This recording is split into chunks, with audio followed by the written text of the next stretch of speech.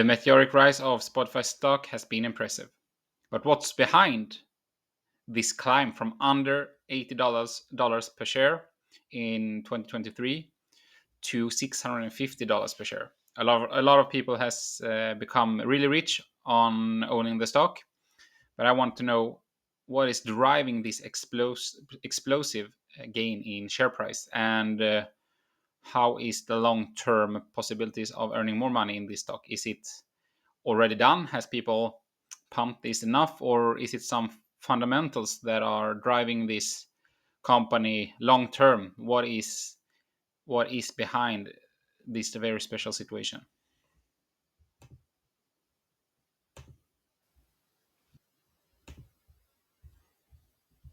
So here we have the Q1 2025 update from Spotify, the first quarter of 2025. The shareholder deck is a great place to find clues behind why a company has performed either good or bad, and also that give us some hints about the future and whether or not this could be a possible stock to bet on long term. So the executive summary tells us that we have an impressive first quarter of 2025 in comparison with 2024. They have more users per month, from 615 million users to 678 million users. More premium subscribers, more ad-supported monthly active users. So the company is growing over 10% here. And in terms of financials, the user growth also drive more money to the company. So they have a total of revenue of $4.19 billion and a 15% increase year over year. So the gross profit is also good. The company is earning money. The free cash flow is impressive, $534 million. For some time, people were saying that Spotify will never earn money. They will not have a great free cash flow. But here we see that that's not the case. Some key highlights from the quarter: continued double digits year-over-year growth in monthly active users and premium subscribers. So they still attract a lot of growth to their platform. And they also have strong revenue growth with sustained profitability improvement. So, for example, you can grow to a platform, monthly active users, subscribers, etc. But if the cost of gaining more subscribers and growth in monthly active users is higher than what the new users contribute to your company, you will actually not increase your profit on the bottom line. So what Spotify shows here is they can increase the number of users and also increase the free cash flow. And this is why I think the company's stock price has performed so good and outperformed the market a lot since 2023. It's almost like a fairy tale improvement. They're also expanding Spotify partner program, automated ads, solutions, and concert discovery. So this means they are trying to launch some new interesting programs like the partner program for video podcast creators in US, UK, Canada, and Australia. They're also expanding Spotify Ad Exchange partnership beyond the trade desk to include leading DSPs and technology partners such as Google's DV360 and LiveRamp. So they are trying to have a premium experience where you don't have a lot of ads, but also have a great ad product where the ads also are generating money. So if they have a huge platform and companies want to spend on that platform, Spotify will earn more money. So they want to have a product that seamless can use ads. So it's really important to have partnership with Google, trade desks, etc. Going into the quarter one of 2025, they had a guidance of 678 million subscribers. and monthly active users, I meant, and they had that was in line, and premium subscribers added was above 268 in comparison to 265. The revenue was in line. The gross margins was above. Operating income a bit below. So I feel like reading the key highlights here, we can trust the company. They are performing well, they are growing, and they are meeting or exceeding the expectations mostly. Financial summary, we did see a little bit of it on earlier in the shareholder desk presentation. But if we zoom in here, what I feel is important here is the revenue increase year. You see the column. So here we have quarter one of 2024 and quarter one of 2025. So it's a comparison between the years. So they are earning more money. So the users has increased from 615 to 678 million. And the user growth actually leads to more money, which in this case leads to more cash flow. So the cash flow has increased with 158%, the free cash flow. And I've reading and listening to the presentation from Spotify. They have said that they have decreased the personnel. They are keeping the organization a bit more slimmed. For a long time, they were just increasing the number of personnel in the company. But to increase the gross profit, you can't continue to just add more people to the company. You need to find an efficiency. And if you are a shareholder, you want the company long term to have a lot of free cash flow and a growing free cash flow, because you can use the free cash flow to be competitive in the marketplace. And free cash flow also shows that your product is a great fit. And continuing to the financial summary, we have the revenue increase 15% year over year, showing the company is still a growth company. The profitability is good, with gross margin 31.6% up year over year, with the gains in audiobook and music, and also some ad-supported gains driven by podcast, music, and other cost of revenue. So it's great to see that they have some ad-supported gains. It's something they tried to improve starting a couple of years ago. And yeah, hopefully long term that can be a great revenue stream. They also have lower personnel and related costs, lowering marketing spend. So what's impressive is they can actually continue to increase the number of users despite lowering personnel and despite lowering some marketing costs. And if you can do that, then you are obviously closing in on improvement your margins and also your free cash flow. It shows that you have a great product, and hopefully long term that can be something that put pressure on the share price to continue to climb. What we need to analyze with Spotify is when the share price has had a lot of gains, like from $80 a share to $650 a share. Obviously, even though the company continued to perform good, it's hard to know if the share price reflect that. So you need to deep dive into that type of dynamic also. But I feel like the company will continue to improve the business and perform well and improve the efficiency. So it's a company that has a great leadership and a management that understands efficiency and long-term perspective. So that's pleasing, at least. The premium growth is driven by subscriber and annual recurring per user gains. So here we see they have some metrics here showing the recurring revenue, very, very good, and the premium revenue trailing 12 months. Great.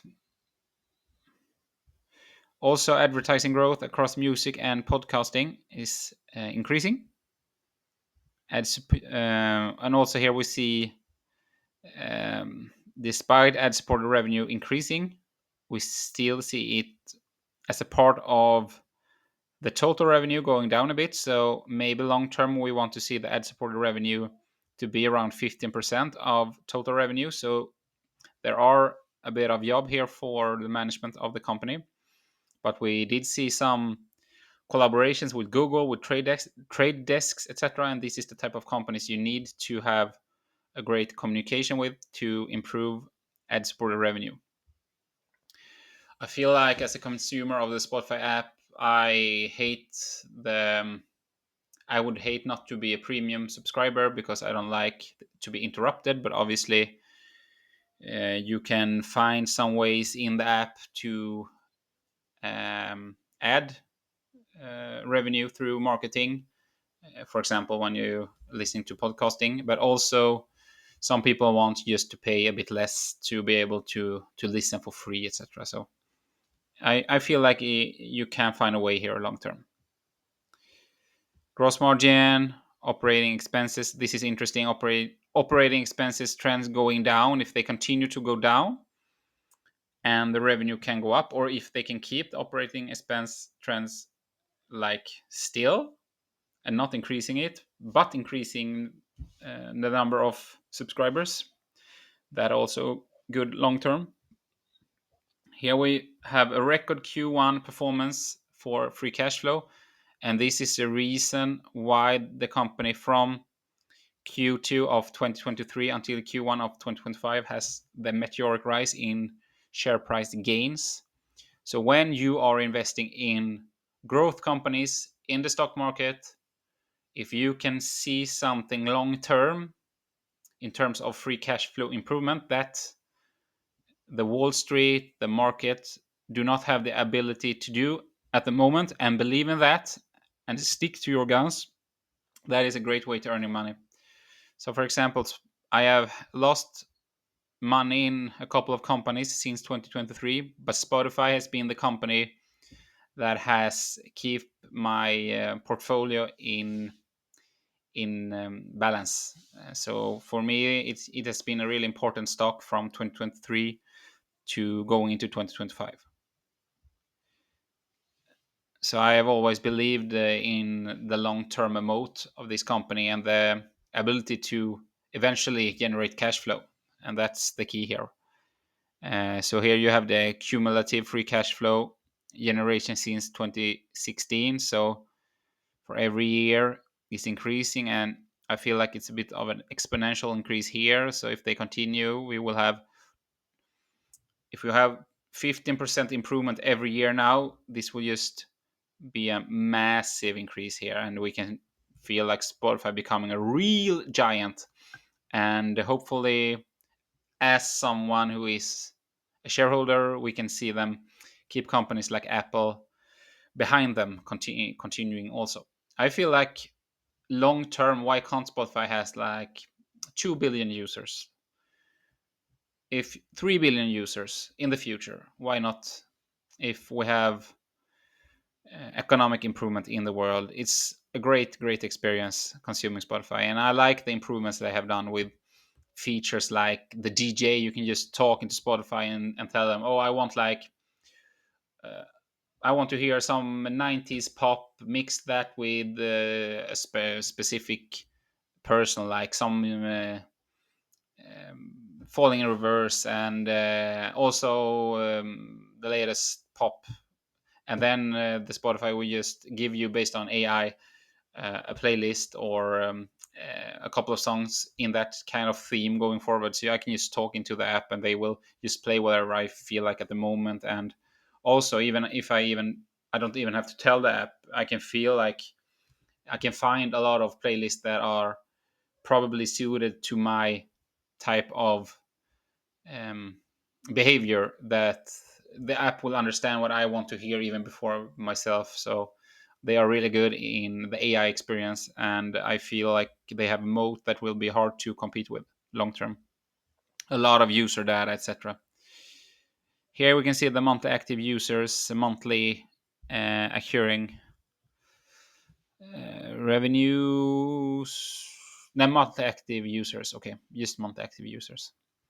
So that is increasing between the years. They are showing us, okay, each year Q1 2021, 22, 23, 24, 25.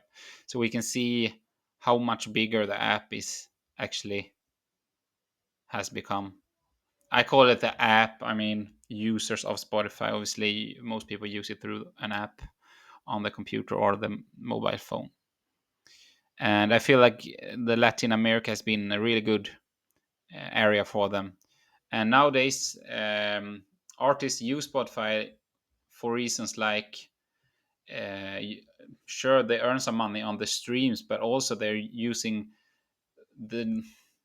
the connectivity you get from Spotify and people listening to your music. You can use that to selling concert, etc. So it's just not about the streams. It's about having the opportunity to sell merch and uh,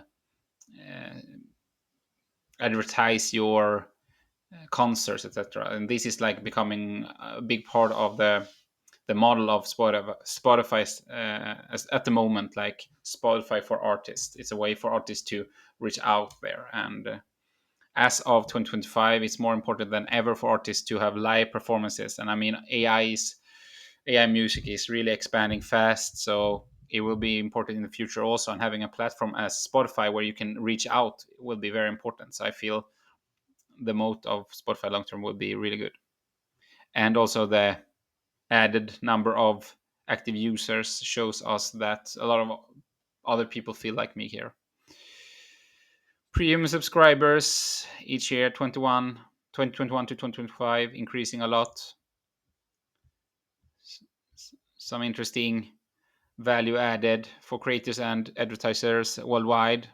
I don't want to get stuck too much here in the shareholder deck because this is, in the end of the day, a financial podcast, but it's interesting to see that they are really trying to be innovative and keep pushing the boundaries. This is what we want to see if you are a shareholder in a company. And also the outlook, we see more growth, 11 million. So when a company reports quarterly reporting, what Wall Street do is they are really looking to the next quarter and see, okay, sure, this might have been a good quarter, but what is ahead? Because it can be a great quarter, but if the outlook is really bad, then quite often the stock price will get a hit, especially nowadays as of 2025 when we have a lot of things going on in the world. The stock prices can be a bit more sensitive if the outlook from the company is a bit uncertain. So Spotify going out here and put some certainty going ahead, increasing revenue, increasing monthly active users, increasing premium subscribers, gross margin in check, operating income in check. I mean, I don't need anything more at the moment to feel safe as an investor. Then obviously you have to, if you have been an investor in Spotify for a long time, you have to feel like, okay, has the share price going too fast up, or is does it still feel like a healthy spot, so to speak? And if I watch Spotify, the share price, and maybe we can find Spotify on Yahoo, Spotify, Yahoo. Okay, so if we go to the company's page here, and we go to the financials here, we can see, and I want to see the analysis for the company.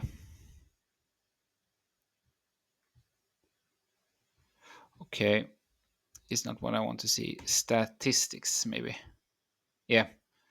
So here we can see the market cap. So the market cap has increased a lot to 134 billion dollars. The PE is still a bit steep for a PE 61, but this company is um, increasing their profits really fast, the free cash flow.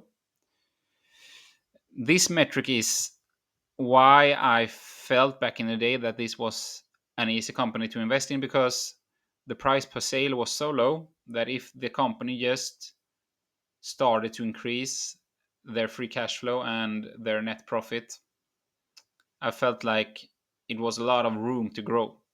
So if a company has a really high price per sale, it will be harder for them, for the share price to increase when the profitability of the company increases. But if you have a company with really low price to sales and they can use